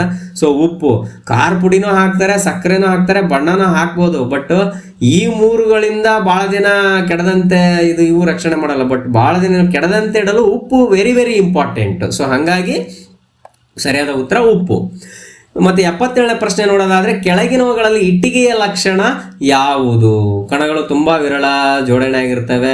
ಸೊ ಭಾಳ ಹೊತ್ತಾಗ್ತಾ ಇದೆ. ಸೊ ಆಪ್ಷನ್ ಬಂದ್ಬಿಟ್ಟು ಕಣಗಳು ನಿರ್ದಿಷ್ಟವಾಗಿ ಮತ್ತು ಒತ್ತೊತ್ತಾಗಿ ಜೋಡಣೆ ಆಗಿರ್ತವೆ ಇಟ್ಟಿಗೆಯಲ್ಲಿ. ಸರಿಯಾದ ಉತ್ತರ ಇದಾಗಿದೆ. ಸೊ ಹಾಗೆ 78ನೇ ಪ್ರಶ್ನೆ, ಅಣೆಕಟ್ಟಿನಲ್ಲಿ ಸಂಗ್ರಹವಾದ ನೀರು ಪ್ರಚನ್ನ ಶಕ್ತಿ. ವಿದ್ಯಾರ್ಥಿಗಳೇ, ನೀವು ಅನ್ಕೋತೀರಿ ಸರ್ ನೀರು ಅಣೆಕಟ್ಟು ನೀರು ವಿದ್ಯುತ್ ತೆಗಿತಾರಲ್ಲ ವಿದ್ಯುತ್ ಶಕ್ತಿ ಅಂತ ಅನ್ಕೊಂಡು ಹಾಕಿ ಬಂದ್ರೆ ತಪ್ಪು. ಬಟ್ ಉತ್ತರ ಪ್ರಚನ್ನ ಶಕ್ತಿ. ಸೊ 79ನೇ ಪ್ರಶ್ನೆ ನೋಡೋದಾದ್ರೆ, ಭೂಮಿಯ ಮೇಲಿರುವ ಎಲ್ಲಾ ಶಕ್ತಿಗಳ ಮೂಲ ಆಕಾರ ಸೂರ್ಯ ಇದ್ರೆ ಈ 3, ಇಲ್ಲ ಅಂದ್ರೆ ಇಲ್ಲ. ಸೊ ನೆಕ್ಸ್ಟ್ 80, ಪ್ರಾಣಿಗಳಲ್ಲಿ ಅತ್ಯಂತ ದೊಡ್ಡ ಪ್ರಾಣಿ ಯಾವುದು ಅಂದ್ರೆ ನೀಲಿ ತಿಮಿಂಗಿಲ. ಸೊ ನೆಕ್ಸ್ಟ್ 81ನೇ ಪ್ರಶ್ನೆ, ಅರಾವಳಿ ಸರಣಿ ಅತಿ ಎತ್ತರ ಶಿಖರ ಗುರು ಶಿಖರ ಆಗಿದೆ. ನೀವು ಗಮನಿಸಬಹುದು ವಿದ್ಯಾರ್ಥಿಗಳ 82ನೇ ಪ್ರಶ್ನೆ, ಭಾರತ ಉತ್ತರದ ತುತ್ತ ತುದಿಯನ್ನು ಇಲ್ಲಿ ಸ್ವಲ್ಪ ಗೊಂದಲ ಆಗಿದೆ. ಇಲ್ಲಿ ಮಾರ್ಕ್ ಮಾಡಬೇಕಾದ್ರೆ ಇಂದಿರಾ ಪಾಯಿಂಟ್ ಅಲ್ಲ ಅದು ವಿದ್ಯಾರ್ಥಿಗಳೇ, ಇಂದಿರಾ ಕೋಲ್ ಅಂತಂದು ಹೇಳಿ ಅದನ್ನ ಸ್ವಲ್ಪ ಇದನ್ನು ತಿದ್ಕೊಳ್ಳಿ ನೀವು. ಇಂದಿರಾ ಕೋಲ್ ಸರಿಯಾದ ಉತ್ತರ. ಸೊ ಹಾಗೆ ಭಾರತವು ಏಷ್ಯಾ ಖಂಡದ ಯಾವ ಭಾಗದಲ್ಲಿದೆ ಅನ್ನೋದಾದ್ರೆ ದಕ್ಷಿಣ ಭಾಗದಲ್ಲಿದೆ. ಸೊ ನೆಕ್ಸ್ಟ್, ಕರ್ನಾಟಕ ರಾಜ್ಯದ ಈಗಿನ ಮುಖ್ಯಮಂತ್ರಿಗಳು Shri Siddaramaiah is the right answer. ಹಾಗೆ ಬ್ಯಾಂಕ್ಗಳಿಂದ ಹಣಕಾಸು ಸೌಲಭ್ಯವನ್ನು ಪಡೆದು ಆಧುನಿಕ ಕೃಷಿ ಯಂತ್ರಗಳನ್ನು ಖರೀದಿಸಿ ಬೆಳೆದ ಬೆಳೆಗಳನ್ನು ಉಗ್ರಾಣದಲ್ಲಿ ಸಂಗ್ರಹಿಸಿ ಉತ್ತಮ ಬೆಲೆ ಇದ್ದಾಗ ಮಾರಾಟ ಮಾಡೋರಿಗೆ ನಾವು ದೊಡ್ಡ ಕೃಷಿಕರು ಅಂತೀವಿ. ಕೃಷಿ ಕಾರ್ಮಿಕರ ಕಡೆಯಿಂದ ಸಾಧ್ಯ ಇಲ್ಲ. ಕೃಷಿ ವ್ಯಾಪಾರಿಗಳಂದ್ರೆ ಅವರು ವ್ಯಾಪಾರ ಮಾಡೋರು, ಸಣ್ಣ ಕೃಷಿಕರಿಂದ ಇಷ್ಟೆಲ್ಲ ಮಾಡ್ಲಿಕ್ಕೆ ಸಾಧ್ಯ ಇಲ್ಲ. ಸೊ ಹಾಗಾಗಿ ಸರಿಯಾದ ಉತ್ತರ ದೊಡ್ಡ ಕೃಷಿಕರು. ಸೊ ಹಾಗೆ 86ನೇ ಪ್ರಶ್ನೆ ನೋಡಿದ್ರೆ, ಜೋಳ, ಕಡಲೆ, ದ್ರಾಕ್ಷಿ, ಕಬ್ಬು, ಸಜ್ಜೆ ಮತ್ತು ಗೋಧಿ ಈ ಬೆಳೆಗಳು ಈ ಕೆಳಗಿನ ಯಾವ ಜಿಲ್ಲೆಯ ಪ್ರಮುಖ ಬೆಳೆಗಳಾಗಿವೆ ಅಂತಂದ್ರೆ ವಿಜಯಪುರ ಜಿಲ್ಲೆಯಲ್ಲಿ ಬೆಳೆಯುವಂತಹ ಬೆಳೆಗಳಾಗಿವೆ. ಸೊ ಹಾಗೆ 87ನೇ ಪ್ರಶ್ನೆ, ರಹೀಮನು ಒಂದೇ ಕೃಷಿ ಜಮೀನಲ್ಲಿ ವರ್ಷವೊಂದಕ್ಕೆ 2 ರಿಂದ 3 ಬೆಳೆಗಳನ್ನು ಬೆಳೆಯುತ್ತಾನೆ. ಇದು ಕೃಷಿಯ ಯಾವ ವಿಧಾನವಾಗಿದೆ ಅಂತ ನೋಡೋದಾದ್ರೆ ಸಾಂದ್ರ ಬೇಸಾಯ ಸರಿಯಾದ ಉತ್ತರ. ಮಿಶ್ರ ಬೇಸಾಯ ಅಂತೂ ಅಲ್ಲ, ನೀರಾವರಿನೂ ಅಲ್ಲ, ಮಳೆ ಆಧಾರಿತ ಬೇಸಾಯನೂ ಅಲ್ಲ. ಸೊ ಹಾಗೆ ಈ ವೆರಿ ಫಸ್ಟ್ ಟೈಮ್ ಅಂತ ಅನ್ಕೋತೀನಿ ಈ ತರ ಚಿತ್ರ ಕೊಟ್ಬಿಟ್ಟು ಗುರುಸು, ಇದು ಒಂದು ಒಳ್ಳೆ ಪ್ರಶ್ನೆನೇ ಅನ್ಬೋದು. ಮಕ್ಕಳಲ್ಲಿ ಚಿತ್ರಾನು ನೋಡಿ ಗುರುತು ಮಾಡುವಂತ ಒಂದು ಸಾಮರ್ಥ್ಯವನ್ನ ಇದೆಯೋ ಇಲ್ಲ ಅನ್ನೋ ಚೆಕ್ ಮಾಡುತ್ತೆ. ಈ ಕೆಳಗಿನ ಪ್ರಸಿದ್ಧ ಸಂಗೀತಗಾರ ಯಾರಂದ್ರೆ ಭೀಮ್ಸೇನ್ ಜೋಶಿ ಸರಿಯಾದ ಉತ್ತರ. ಸೊ ಹಾಗೆ 89ನೇ ಪ್ರಶ್ನೆ, ಆಟ, ಯೋಗ, ದೈಹಿಕ ವ್ಯಾಯಾಮಗಳಿಗೆ ಸಂಬಂಧಿಸಿದಂತೆ ಕೆಳಕಂಡ ಯಾವ ಹೇಳಿಕೆ ಸರಿಯಾಗಿರುವುದಿಲ್ಲ ಅಂತ ನೋಡೋದಾದ್ರೆ ಇಲ್ಲಿ ಕೂಡ ನೆಗೆಟಿವ್ ಪ್ರಶ್ನೆ. ಇಲ್ಲಿ ತುಂಬಾ ಕನ್ಫ್ಯೂಸ್ ಮಾಡ್ಕೊಂಡು ಕೆಲವು ಮಕ್ಳು ಏನ್ ಮಾಡ್ತಾರೆ, ಸರಿಯಾಗಿರುತ್ತದೆ ಅಂತ ಅನ್ಕೊಂಡು ದೈಹಿಕ ಮತ್ತು ಮಾನಸಿಕ ಆರೋಗ್ಯ ವೃದ್ಧಿಸುವುದು ಸರಿಯಾದ ಉತ್ತರ ಅನ್ಕೊಂಡು ಹಾಕಿರ್ತೀರಿ. ಬಟ್ ಇಲ್ಲಿ ನೆಗೆಟಿವ್ ಇದೆ, ಬಹಳ ಅಬ್ಸರ್ವ್ ಮಾಡಬೇಕು ಪ್ರಶ್ನೆನ ನಾವು. ಇಲ್ಲಿ ಯಾವುದಂದ್ರೆ ದೇಹ ಬಲಗೊಳ್ಳುವುದಿಲ್ಲ ಅನ್ನೋದು ಈ ಒಂದು ದೈಹಿಕ ವ್ಯಾಯಾಮಕ್ಕೆ ಸಂಬಂಧಪಟ್ಟಂತೆ ಅದು ಅಲ್ಲ, ಅದು ಸ್ಟೇಟ್ಮೆಂಟ್ ಅಲ್ಲ, ಇದು ಉತ್ತರ. ಸೊ ನೆಕ್ಸ್ಟ್ 90ನೇ ಪ್ರಶ್ನೆ ನೋಡೋದಾದ್ರೆ, ಭಾರತದ ಪೂರ್ವ ಕರಾವಳಿ ಎಲ್ಲಿರದ ಒಂದು ಬಂದರನ್ನು ಗುರುತಿಸಿ ಅನ್ನೋದಾದ್ರೆ ಹಿಂಗೆ ಕನ್ಫ್ಯೂಷನ್ಸ್ ಜಾಸ್ತಿ ಆಗ್ತದೆ. ನಾನು ಸ್ವಲ್ಪ ಡೀಟೇಲ್ ಮೊದಲೇ ನಾನು ನೋಡಿದ ತಕ್ಷಣ ವಿಶಾಖಪಟ್ಟಣಂ ಇರ್ಬೋದು ಅನ್ಕೊಂಡಿಲ್ಲ, ಆಮೇಲೆ ಸ್ವಲ್ಪ ರೆಫರ್ ಮಾಡಿದಾಗ ಕಾಂಡ್ಲಾ ಅನ್ನೋ ಉತ್ತರ ಗೊತ್ತಾಯ್ತು. ಹಾಗಾಗಿ ಸರಿಯಾದ ಉತ್ತರ ಕಾಂಡ್ಲಾ ವಿದ್ಯಾರ್ಥಿಗಳೇ. ಸೊ ನೆಕ್ಸ್ಟ್ ನೋಡೋದಾದ್ರೆ, ಹಿಮಾಲಯ ಪರ್ವತದ ತಗ್ಗು ಭಾಗಗಳಿರುವ ಸಮತಟ್ಟಾದ ನೀಳವಾದ ಹಾಗೂ ವಿಶಾಲವಾದ ಭಾಗಗಳಿಗೆ ಹೀಗೆನ್ನುತ್ತಾರೆ. ಕಣಿವೆಗಳು ಅಂತಾರೆ, ಬಟ್ ಆದ್ರೆ ಅದಕ್ಕೆ ಸ್ಪೆಸಿಫಿಕ್ ಆಗಿ ಡೂನ್ ಅನ್ನೋ ಒಂದು ಪದ ಬಳಸಿದ್ದಾರೆ. ಹಾಗಾಗಿ ಉತ್ತರ ಸರಿಯಾಗಿದೆ. 92ನೇ ಪ್ರಶ್ನೆ ನೋಡೋದಾದ್ರೆ, ಭಾರತದಲ್ಲಿ ಅತಿ ಹೆಚ್ಚು ಮಳೆ ಬೀಳುವ ಸ್ಥಳ ಮೌಸಿನ್ ರಾಮ್ ಆಗಿದೆ ವಿದ್ಯಾರ್ಥಿಗಳೇ. ಸೊ ಹಾಗೆ ನೆಕ್ಸ್ಟ್, ಈ ಕೆಳಗಿನ ಯಾವ ರಾಜ್ಯಗಳ ಗುಂಪು ಕರ್ನಾಟಕದ ನೆರೆಹೊರೆಯ ರಾಜ್ಯಗಳಾಗಿವೆ ಅಂತ ನೋಡೋದಾದ್ರೆ ಮಹಾರಾಷ್ಟ್ರ, ಗೋವಾ, ತಮಿಳುನಾಡು, ಆಂಧ್ರ ಪ್ರದೇಶ, ತೆಲಂಗಾಣ ಸರಿಯಾದ ಉತ್ತರ. ಸೊ ಹಾಗೆ 94ನೇ ಪ್ರಶ್ನೆ ನೋಡೋದಾದ್ರೆ, ನೃತ್ಯದ ಪ್ರಕಾರವಾದ ಭರತನಾಟ್ಯವು ಯಾವ ರಾಜ್ಯದ ಪ್ರಮುಖ ನೃತ್ಯ ಕಲೆಯಾಗಿದೆ ಅಂತಂದ್ರೆ ಅದು ತಮಿಳುನಾಡು. ಸೊ ನೆಕ್ಸ್ಟ್ 95ನೇ ಪ್ರಶ್ನೆ ನೋಡೋದಾದ್ರೆ, ವಂಶವೃಕ್ಷ ರಚನೆಯಲ್ಲಿ, ಸೊ ನಿಮಗೆ ಪಠ್ಯ ಪುಸ್ತಕದಲ್ಲಿ ಇದೆ ರೌಂಡ್ ಇದ್ರೇನು ಚೌಕ್ ಇದ್ರೇನು ಅಂತಂದೇಳಿ. ಇಲ್ಲಿ ನೋಡೋದಾದ್ರೆ ಇದು ಹೆಣ್ಣು ಇದು ಗಂಡು ತೋರಿಸೋದಾದ್ರೆ ನಮಗೆ ಬಟ್ ಇಲ್ಲಿ ಹೆಂಡತಿ, ಇಲ್ಲಿ ಈ ಭಾಗದಲ್ಲಿ ಬಂದ್ರೆ ಇಲ್ಲಿ ಹೆಂಡತಿ ಇಲ್ಲ, ಇಲ್ಲಿದ್ರೆ ಗಂಡ ಆಗ್ತಿತ್ತು, ಬಟ್ ಇಲ್ಲಿ ಗಂಡ ಕೊಟ್ಟಿಲ್ಲ. ಇಲ್ಲಿ ಏನಾಗುತ್ತೆ ಅಂದ್ರೆ ಇದು ತಾಯಿ ಆಗುತ್ತೆ, ಇದು ಮಗ ಆಗುತ್ತೆ. 3ನೇ ಆಪ್ಷನ್ ತಾಯಿ ಮತ್ತು ಮಗ. ಸೊ ಹಾಗೆ 96ನೇ ಪ್ರಶ್ನೆ ನೋಡೋದು, ನನಗಂತೂ ಈ ಚಿತ್ರ ತುಂಬಾನೇ ಸ್ವಲ್ಪ ಕಾಟ ಕೊಡ್ತು ಅಂತಾನೆ ಹೇಳ್ಬೋದು. ಈ ಕೆಳಗಿನ ಚಿತ್ರದಲ್ಲಿ ಕೊಟ್ಟಿರುವ ನೃತ್ಯ ಪ್ರಕಾರ ಇದು ನೋಡಿದ್ರೆ ಇದನ್ನ ಯಕ್ಷಗಾನ ಅನ್ಬಹುದು, ಬಟ್ ನಿಮ್ಮ ಪಠ್ಯಪುಸ್ತಕದಲ್ಲಿ ಯಕ್ಷಗಾನದ ಬಗ್ಗೆ ರೆಫರೆನ್ಸ್ ಇದೆ. ಬಟ್ ಚಿತ್ರನ ನಾನು ನೋಡಿದಾಗ ಇದು ಯಕ್ಷಗಾನದ ತರ ಇಲ್ಲ, ಇದು ಕಥಕ್ಕಳಿ ತರ ಇದೆ. ಸ್ವಲ್ಪ ನಾನು ಗೂಗಲ್ ಅಲ್ಲಿ ಇಮೇಜ್ ಅನ್ನ ನೋಡಿದಾಗ ಕಥಕ್ಕಳಿ ಅನ್ನೊಂದು ಉತ್ತರ ಬಂತು. ನೋಡೋಣ, ನನಗೆ ಈ ಒಂದು ಪ್ರಶ್ನೆಗೆ ಯಾಕೋ ಸ್ವಲ್ಪ ಡೌಟ್ ಇದೆ. ನಾನು ಪರ್ಫೆಕ್ಟ್ ಆಗಿ ಇದಕ್ಕೆ ನಾನು ಉತ್ತರ ಹೇಳಲಿಕ್ಕೆ ಸಾಧ್ಯ ಇಲ್ಲ. ನೋಡೋಣ ನಿಮಗೆ ಉತ್ತರ ಇದು ಯಾವ ಪ್ರಶ್ನೆಗೆ, ಈ ಚಿತ್ರ ಯಾವ ನೃತ್ಯ ಪ್ರಕಾರನ ಹೇಳುತ್ತೆ ಅನ್ನೋದನ್ನು ನೀವು ಕಮೆಂಟ್ ಮಾಡಿದ್ರೆ ನಿಮ್ಮ ಉತ್ತರನೂ ಕೂಡ ನಾನು ಸ್ವೀಕರಿಸೋದಕ್ಕೆ ರೆಡಿ ಇದ್ದೀನಿ ಅಂತ ಹೇಳ್ತೀನಿ. ಮುಂದಿನ ಪ್ರಶ್ನೆಗೆ ಹೋಗೋಣ. ಕರ್ನಾಟಕದಲ್ಲಿ ಜೀವ ವೈವಿಧ್ಯದಿಂದ ಕೂಡಿದ ಪಶ್ಚಿಮ ಘಟ್ಟದ ಅರಣ್ಯಗಳ ನಾಶವನ್ನು ತಡೆಗಟ್ಟಲು ಪಾಂಡುರಂಗ ಹೆಗಡೆಯವರು ಪ್ರಾರಂಭಿಸಿದ ಚಳುವಳಿ ಯಾವುದು ಅಂದ್ರೆ ಅದು ಅಪ್ಪಿಕೋ ಚಳವಳಿ. ಕೊನೆಗೆ ಬರೋದಾದ್ರೆ 98ನೇ ಪ್ರಶ್ನೆ ನೋಡೋದು, ಈ ಕೆಳಗಿನ ಚಿತ್ರದಲ್ಲಿರುವ ಗ್ರಾಮೀಣ ಸಾಹಸ ಕ್ರೀಡೆಯನ್ನು ಗುರುತಿಸಿ. ಸೊ ಇದು ನೀವು ನೋಡ್ಬೋದು, ಯಾಕಂದ್ರೆ ಬ್ಲಾಕ್ ಅಂಡ್ ವೈಟ್ ಇರೋದ್ರಿಂದ ಕೆಲವು ಮಕ್ಕಳು ಕುಸ್ತಿ ಆಡ್ತಾ ಇದಾರೆ ಅಂತ ಅನ್ಕೋತೀರಿ, ಹಾಗಲ್ಲ. ಅದು ನೀವು ಅಬ್ಸರ್ವ್ ಮಾಡಿದ್ರೆ ನೀಟಾಗಿ ಅದು ಕಂಬ, ಮಲ್ಲ ಕಂಬ ಅಂತಂದು ಹೇಳಿ ನಮ್ಮ ಉತ್ತರ ಕನ್ನಡ ವಿದ್ಯಾರ್ಥಿಗಳು ಆಲ್ಮೋಸ್ಟ್ ಅಲ್ಲಿ ನಾರ್ತ್ ಕರ್ನಾಟಕ ವಿದ್ಯಾರ್ಥಿಗಳು ತುಂಬಾನೇ ಇದು ನೋಡಿರ್ತೀರಿ. ಬಟ್ ಸ್ವಲ್ಪ ದಕ್ಷಿಣ ಆ ಕಡೆ ಈ ಕಡೆ ಬೆಂಗಳೂರು ಸೈಡ್ ವಿದ್ಯಾರ್ಥಿಗಳಿಗೆ ಸ್ವಲ್ಪ ಇದು ಫೈಂಡ್ ಔಟ್ ಮಾಡ್ಲಿಕ್ಕೆ ಕಷ್ಟ ಆಗಿರ್ಬೋದು ಅಂತ ಅನ್ಕೊಂತೀನಿ. ಇಲ್ಲ, ಎಲ್ಲ ಓದಿರ್ತೀರಿ. ಸೊ ಮಲ್ಲ ಕಂಬ is the right answer. So next ನೋಡೋದಾದ್ರೆ 99ನೇ ಪ್ರಶ್ನೆ, ಭೂಮಿಯನ್ನ 2 ಸಮಭಾಗಗಳಾಗಿ ವಿಂಗಡಿಸುವ ಕಾಲ್ಪನಿಕ ರೇಖೆ ಯಾವುದು ಅಂತಂದ್ರೆ ಅದು ಕೊನೆಯ ಪ್ರಶ್ನೆ ನೋಡೋದಾದ್ರೆ, ಭಾರತ ದೇಶದಲ್ಲಿರುವ ಒಟ್ಟು ಕೇಂದ್ರಾಡಳಿತ ಪ್ರದೇಶಗಳ ಸಂಖ್ಯೆ ಈಗಿನ ಅಪ್ಡೇಟ್ ಬಂದರೆ 2020ರಲ್ಲಿ ಒಂದನ್ನು ಮರ್ಜ್ ಮಾಡಿದ್ದಾರೆ 9ರಲ್ಲಿ. ಸೊ ಹಾಗಾಗಿ 8 ಇದೆ ಈಗಿನ ಅಪ್ಡೇಟು, ಬಟ್ ಟೆಕ್ಸ್ಟ್ ಬುಕ್ಕಲ್ಲಿ 9 ಅಂತ ಇದೆ. ಸೊ ನೋಡೋಣ ಕೀ ಆದವ್ರು ಏನು ಕೀ ಆನ್ಸರ್ ಬಿಡ್ತಾರೆ. ಸೊ ಈ ಥರ ಗೊಂದಲಗಳಿದ್ದು ಕರೆಕ್ಟಾಗಿ ನಮ್ಮ ಹತ್ರ ಪ್ರೂಫ್ ಇತ್ತು ಅಂದರೆ ನಾವು ಖಂಡಿತ ಅಬ್ಜೆಕ್ಷನ್ ಮಾಡ್ಬೋದು. ಸೊ ವಿದ್ಯಾರ್ಥಿಗಳೇ, ನೋಡಿದ್ರಿ ಕೀ ಆನ್ಸರ್ಸ್. ನಿಮಗೂ ಏನಾದರೂ ಸೇಮ್ ಡೌಟ್ ಇದೆ ಕೆಲವೊಂದು ಪ್ರಶ್ನೆಗಳಲ್ಲಿ ನಾನು ಹೇಳ್ತಾರ, ನೀವು ಅದೇ ಥರ ಡೌಟ್ಸ್ ಇದ್ರೆ ಕಮೆಂಟ್ ಮಾಡ್ಬೋದು, ನೋಡೋಣ. ಮತ್ತೆ ಏನು KEAದವ್ರದ್ದು ಏನು ಕೀ ಆನ್ಸರ್ಸ್ ಬರುತ್ತೆ ಅವ್ರದ್ದೇ ಫೈನಲ್ ಆಗಿರುತ್ತೆ. ಮತ್ತೆ ಏನಾದರೂ ಅವ್ರದ್ದು ಕೂಡ ತಪ್ಪಿದ್ರೆ ನಾವು ಅದನ್ನ ಕ್ವಶನ್ ಮಾಡ್ಬೋದು, ಅದನ್ನ ಯಾಕೆ ಅದಕ್ಕೆ ಈ ಉತ್ತರ ಇದು ಸರಿ ಅಂತಂದು ಹೇಳಿ ಅದಕ್ಕೆ ಮತ್ತೆ ಅವಕಾಶ ಕೊಡ್ತಾರೆ, ಅದು ಸೆಕೆಂಡರಿ. ಬಟ್ ಈ ವರ್ಷ ಇನ್ನೊಂದು ಏನಪ್ಪಾ ಅಂತಂದ್ರೆ ಕೇವಲ 25 ಸೀಟ್ಗಳಿಗೆ, ಅಂದ್ರೆ ಪ್ರತಿ ಶಾಲೆಗೆ 50 ಸೀಟ್ ಇರುತ್ತೆ, ಅದರಲ್ಲಿ 25 ಅಂದ್ರೆ 50% ಮಾತ್ರನೇ. ಈಗ ಏನು CET ಬೇಸ್ ಅಂದ್ರೆ ಈ ವರ್ಷ ಕಂಪ್ಯಾರಿಸನ್ ಲಾಸ್ಟ್ ಪ್ರೀವಿಯಸ್ ಇಯರ್ಸಿಗೆ ಹೋಲಿಸ್ಕೊಂಡ್ರೆ ತುಂಬಾನೇ ಯಾರು ಅತಿ ಹೆಚ್ಚು ಅಂಕಗಳನ್ನ ತೆಗೆದುಕೊಳ್ತೀರಿ ಅವ್ರಿಗೆ ಮಾತ್ರನೇ ಅವಕಾಶ ಇದೆ. ಯಾಕಂತಂದ್ರೆ ಇನ್ನು ಉಳಿದ 50% ಸೀಟ್ಗಳನ್ನ ಈಗ ಆಲ್ರೆಡಿ ಸರ್ಕಾರ ಬೇರೆ ಬೇರೆ ರೀತಿಯಾಗಿರ್ತಕ್ಕಂಥ ವಿಶಿಷ್ಟ ವರ್ಗದ ವಿದ್ಯಾರ್ಥಿಗಳಿಗೆ ಆಯಾ ಕೆಟಗರಿಯಲ್ಲಿ, ಅಂದ್ರೆ ಕೆಟಗರಿ ಬಿಟ್ಟು ವಿಶಿಷ್ಟ ಒಂದು ಕೋಟಾಸ್ ಅಂತ ಏನಿದೆ ಆ ಕೋಟಾದಲ್ಲಿ ತುಂಬಿಕೊಳ್ತಾ ಇದೆ. ಮತ್ತೆ ಹಾಗೆ ಇನ್ನೂ ಇಲ್ಲ, ಏನು ಲಾಸ್ಟ್ ವೀಕ್ ಒಂದು ಹೊಸದಾಗಿ ಆರ್ಡರ್ ಬಂದಿದೆ, ತಂದೆ ತಾಯಿಯಲ್ಲಿರುವಂತಹ ಮಕ್ಕಳಿಗೆ ಯಾವುದಾದ್ರೂ ಆಗಿರ್ಲಿಕ್ಕೆ ಅಷ್ಟು ತಂದೆ ತಾಯಿ ಇಲ್ದಲೇ ಇರುವಂತಹ ಅನಾಥ ಮಗು ಕೂಡ ನೇರವಾಗಿ ಅವಕಾಶವನ್ನ ಪರೀಕ್ಷೆ ಬರೆಯದಲೇನೆ ನೇರವಾಗಿ ನಿಮಗೆ ಬೇಕಾದಂತಹ ಶಾಲೆಗೆ ಹೋಗಿ ಅಡ್ಮಿಷನ್ ಮಾಡಿಸ್ಬೋದು. ಆಲ್ರೆಡಿ ನಿಮಗೆ ಅಡ್ಮಿಷನ್ ಪ್ರೊಸೆಸ್ ಶುರುವಾದಾಗ ನಿಮಗೆ ಖಂಡಿತ ಒಂದು ಅಡ್ಮಿಷನ್ ಸಿಗುತ್ತೆ ಅಂತ ಹೇಳ್ತೀನಿ. ಸೊ ಮತ್ತೆ ಮುಂದಿನ ವಿಡಿಯೋದಲ್ಲಿ ನೋಡೋಣ ಈ ವರ್ಷ ಕಟ್ ಆಫ್ ಎಷ್ಟಕ್ಕೆ ನಿಲ್ಲುತ್ತೆ. ಮೋಸ್ಟ್ ಪ್ರಾಬಬಲಿ 90+ ಮಾಡೋರ ಸಂಖ್ಯೆ ಈ ವರ್ಷ ಸ್ವಲ್ಪ ಕಡಿಮೆ ಆಗ್ಬೋದು ಅಂತ ನಾನು ಅನ್ಕೊಳ್ತೀನಿ. ಲಾಸ್ಟ್ ಇಯರ್ ಎಲ್ಲ 90+ ಎಲ್ಲ ಮಾಡಿದ್ರಿ, ಬಟ್ ಈ ವರ್ಷ ಸ್ವಲ್ಪ 90+ ಯಾರು ಮಾಡ್ತಾರೋ ಗ್ರೇಟ್ ಅಂತಾನೆ ಹೇಳ್ಬೋದು. ಯಾಕಂತಂದ್ರೆ ಕ್ವಶನ್ ಪೇಪರ್ ಆ ಲೆವೆಲ್ಗೆ ಇತ್ತು ಅಂತ ಹೇಳ್ತೀನಿ. ಸೊ ನೋಡೋಣ ಮತ್ತೆ ಮುಂದಿನ ವಿಡಿಯೋದಲ್ಲಿ ಏನಾದ್ರು ಹೊಸ ಮಾಹಿತಿ ಸಿಕ್ತು ಅಂತಂದ್ರೆ ಖಂಡಿತ ನಿಮ್ ಜೊತೆ ಶೇರ್ ಮಾಡ್ತೀನಿ. ಅಲ್ಲಿವರೆಗೂ ನನ್ನ ಚಾನಲ್ ಅನ್ನ ಬರುವಂತಹ ವಿಡಿಯೋಗಳನ್ನ ನಿರೀಕ್ಷಿಸಿ ಅಂತ ಹೇಳ್ತಾ ಟೇಕ್ ಕೇರ್, ಬೈ ಬಾಯ್.